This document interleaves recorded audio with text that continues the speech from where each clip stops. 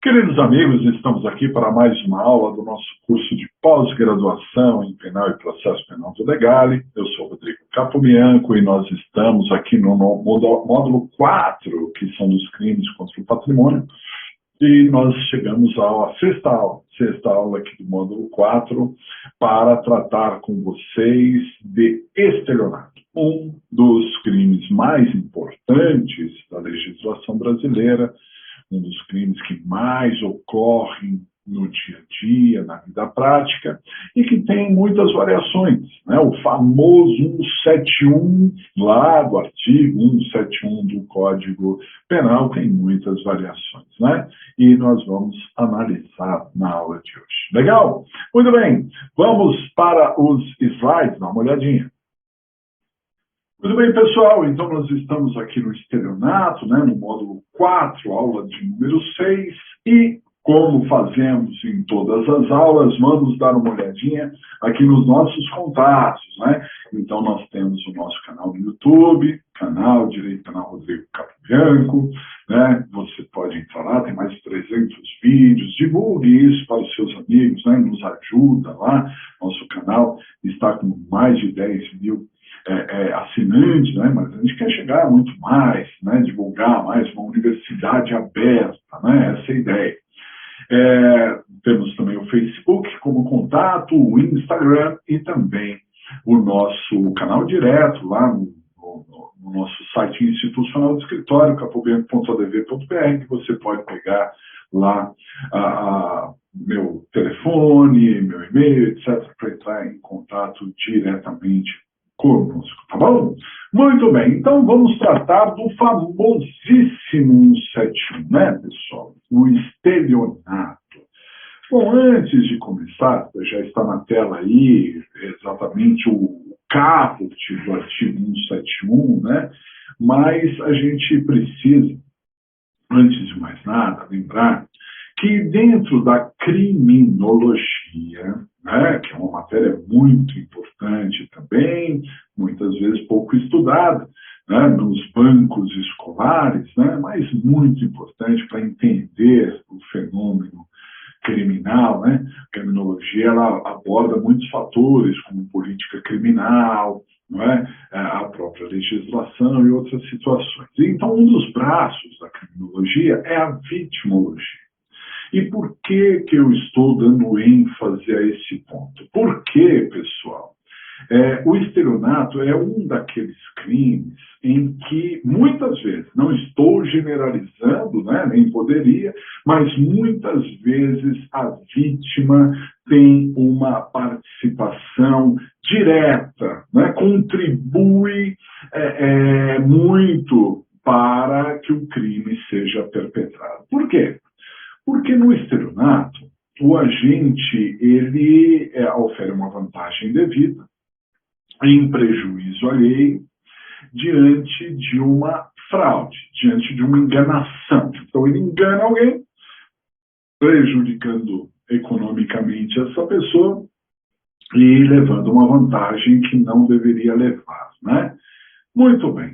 Mas o estelionatário, que é uma pessoa geralmente muito inteligente, né, engenhosa, né, que cria ideias, criativo, né, ele acaba lidando com o ego da vítima, com a ambição da vítima. Ele percebe, ele olha, né, a ambição da vítima e pensa, bom, essa daí, então, ela é ambiciosa.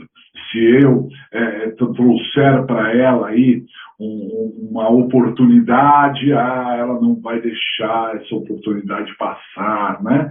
Ela vai se agarrar a isso, querendo obter lucros, etc. Então, vai lá o sujeito e propõe uma vantagem para a vítima, e a vítima então desperta, percebe, nossa, que maravilha, pensa, vou ter lucro, não, isso daí é muito bom, isso daí vai me dar bons rendimentos para isso, para aquilo, e aí então é que ela cai do cavalo. né? Porque nessa de ela. Na verdade, muitas vezes, eu repito, né, não estou generalizando, mas muitas vezes a vítima queria levar vantagem.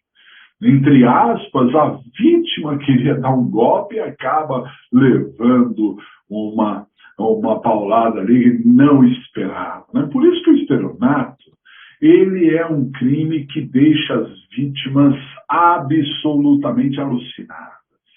Por quê? Porque, veja, se eu fui vítima de um furto, eu vou ficar muito nervoso. O filho da mãe veio, pegou meu celular, saiu correndo, ou então abriu minha bolsa, eu nem percebi. Poxa vida, que absurdo, segue o jogo.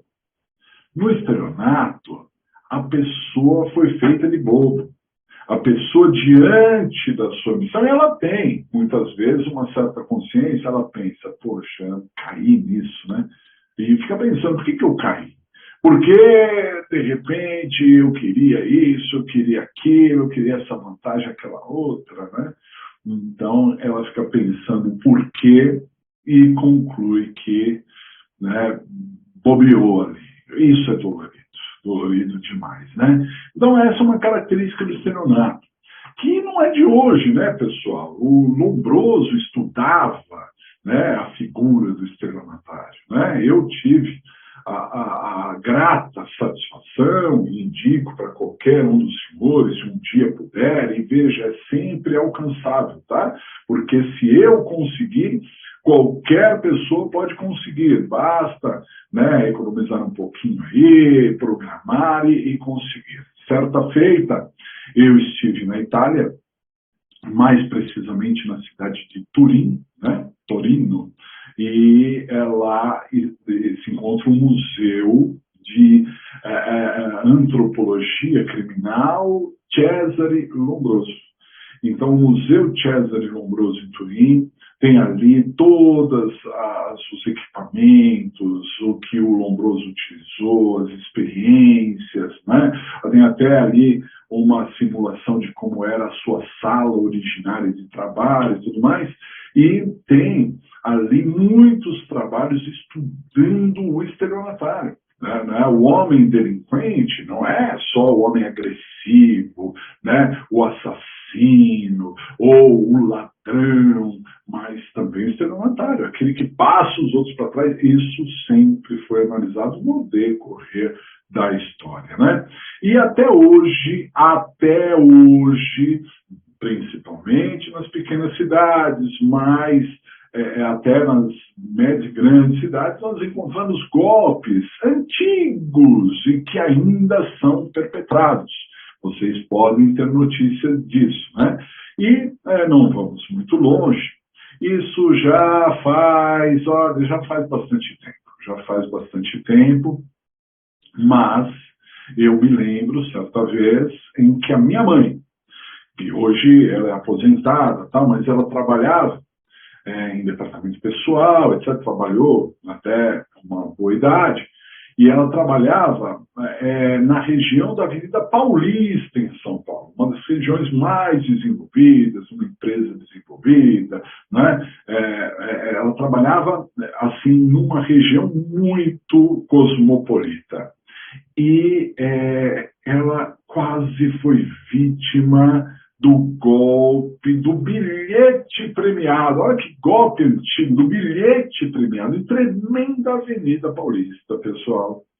Um sujeito com uma cara de caipira, com um jeito simplório, fazendo-se ali de meio perdido, né? Nessa selva de pedra que é São Paulo, né? Ali na Avenida Paulista.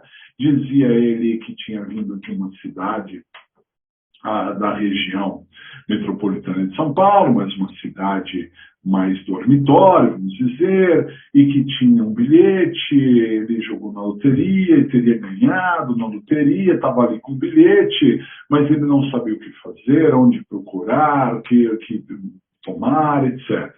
E precisava de ajuda. E aí a minha mãe querendo ajudar, até aí o golpe estava sendo preparado, né? A minha mãe então foi com ele até uma lotérica ali próximo, em que ela conferiu com ele o bilhete ali e realmente o bilhete era premiado. É claro que era uma falsificação e tudo mais, então aí o sujeito se demonstrou absolutamente preocupado, nervoso, diz que ele não queria aquele dinheiro, que ele se satisfaria apenas com uma módica quantidade, que minha mãe podia ficar com bilhete para ela, para uma pessoa tão bondosa e não sei o quê. Ou seja, ele queria vender o bilhete para minha mãe para poder pegar o dinheiro e ir embora. E quando minha mãe fosse receber o prêmio, não ia receber nada, né? E minha mãe ficou na dúvida, uma pessoa esclarecida, tal, ficou na dúvida, sorte que ligou para nós, né?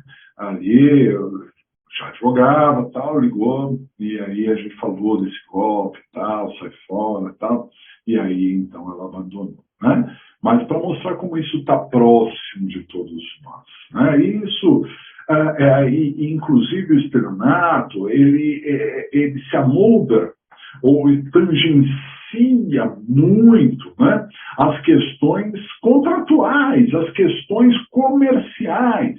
Porque tem-se o seguinte, numa relação comercial, né, quem é o bom vendedor? O bom vendedor é aquele que vende mais com uma maior margem de lucro, não é? Esse é o bom vendedor. Vende bastante e com uma maior margem de lucro. E não tem pecado nenhum nisso. Evidentemente que o vendedor, então, ele vai enaltecer, ele vai, muitas vezes, superlativizar, né, o produto, dizendo que o produto é muito bom, e isso e aquilo, né? Para o pai, sempre os filhos são lindos, né? O pai sempre tem os filhos lindos ali. Então, ele sempre vai valorizar aquilo ali. E a outra pessoa, muitas vezes, pode comprar algo que nem necessitava, né? Ou que acreditava ser mais valioso do que era, né? E até aí temos uma relação comercial, né? De venda, de compra e venda. Mas o quanto isso tangencia o estelionato? Perceba, é muito próximo. Porque, às vezes, nessa condição de enaltecer o produto, de supervalorizá-lo, etc., de repente a pessoa tangencia no dolo, na intenção de realmente te prejudicar. Né? Enquanto a pessoa está valorizando o seu produto, né, e aí entregando aquele produto, que pode não ser aquela maravilha toda, principalmente para a pessoa que está adquirindo, ainda é uma relação comercial. Agora, quando a gente realmente sabe que aquele produto é uma porcaria e quer, né, levar ali outra pessoa ao prejuízo, obtendo uma vantagem que extrapola a relação civil, nós encontramos aí a figura do estelionato, que estão caminhando lado a lado. Então, muitas vezes, no decorrer desses anos todos de atividade jurídica, de advocacia, tenho visto aí muitos casos de estelionato que tem essa origem, né, exatamente numa relação comercial que desandou, né, e que passou ali para o plano criminoso.